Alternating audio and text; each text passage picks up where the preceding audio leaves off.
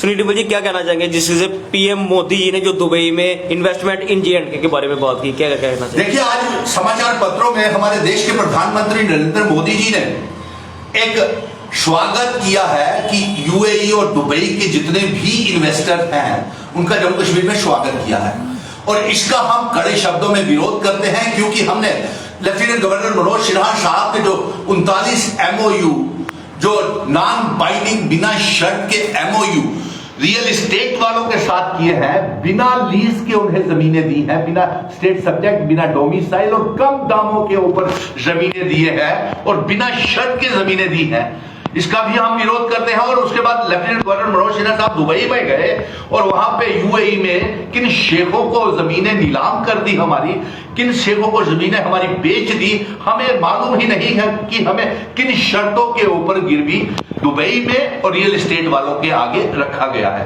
आज की पत्रकार वार्ता पत्रकार मित्रों को इसीलिए हमने बुलाया है कि देश के प्रधानमंत्री जी नरेंद्र मोदी जी, आपसे हम ये मांग कर रहे हैं कि हमारी रियासत का दर्जा हमें वापस किया जाए, हमारा स्पेशल स्टेटस 370, हमारा विशेष अधिकार स्टेट सब्जेक्ट हमको वापस किया जाए। लेकिन इस ओर तो आप कुछ बोलते नहीं हैं, और आपने कैसे ये स्वागत कर दिया दुबई के इन्वेस्टर्स का और पूंजीपतियों के इन्वेस्टर्स का जम्मू कश्मीर में, जबकि इन इन्वेस्टर्स को बिना लीज के जमीनें देना, ये मतलब है कि हमारे जम्मू कश्मीर के इतिहास, आइडेंटिटी, कल्चर, डेमोग्राफी को आप बदल रहे हैं, और ये हुआ भी है, ये हो भी रहा है कि आप हमें नीलाम कर रहे हैं। और हमारी तो ये मांग थी कि आप हमारा रियासत का दर्जा, हमें स्पेशल स्टेटस 370 हमारा वापस करें। इसके ऊपर तो आपने खामोशी साध के रखी हुई है। पूरे देश की आग कर्नाटका से शुरू होकर के आज जम्मू में भी हिजाब की आग फैल रही है, इसको लेकर के आप खामोश हैं, इसके ऊपर कुछ बोलते नहीं। और हमारी बेटियां जम्मू की भी अब कहती हैं कि हमें हिजाब भी चाहिए और किताब भी चाहिए, इसके ऊपर आप कुछ नहीं बोलते।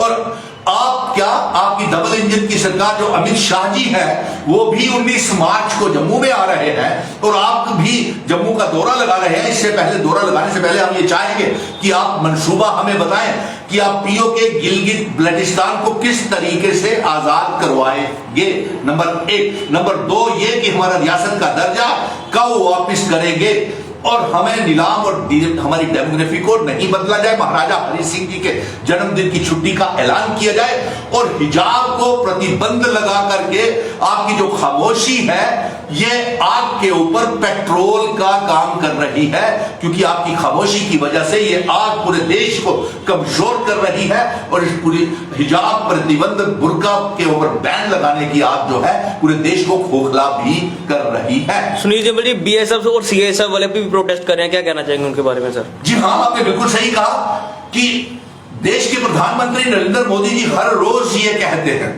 अमित शाह जी भी ये कहते हैं कि 5 अगस्त 2019 के बाद हमारे जम्मू कश्मीर के यूनियन टेरिटरी के लोग जो हैं वो बेहद खुश हैं, जबकि हकीकत ऐसा नहीं है।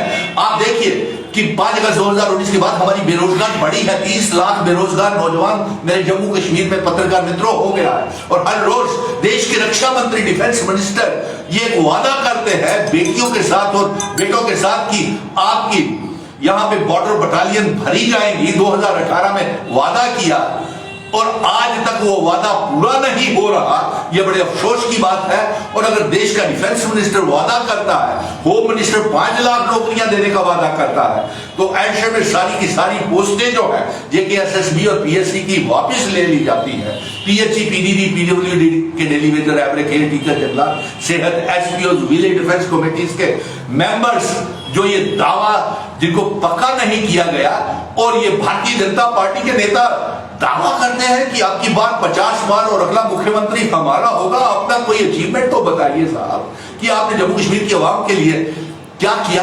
आप कब जम्मू कश्मीर के बेरोजगार नौजवानों के साथ, व्यापारियों के साथ, ट्रांसपोर्टर्स के साथ कब खड़े हुए?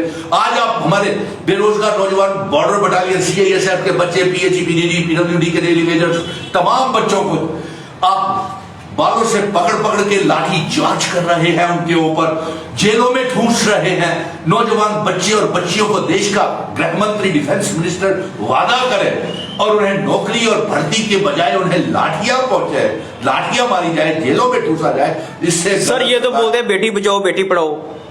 तो सो ये सर बीएसएफ और सीएसएफ बोले डॉक्टर जितेंद्र सिंह हमारे साथ झूठा वादा किया है, जी। उन्होंने वो कमेंट कर रहे हैं नीचे, तो क्या कहना चाहेंगे जी सर? आपने बिल्कुल सही कहा। ये जो पीएमओ मंत्री जी ने तो पीएचई पीडीडी पीडब्ल्यूडी के डेली वेजर्स के साथ भी बात किया, रहबरे खेल टीचर जंगलात सेहत वालों के साथ भी वादा किया, होमगार्ड्स वालों के साथ भी वादा किया, वीडीसी के वालों के साथ भी वादा किया।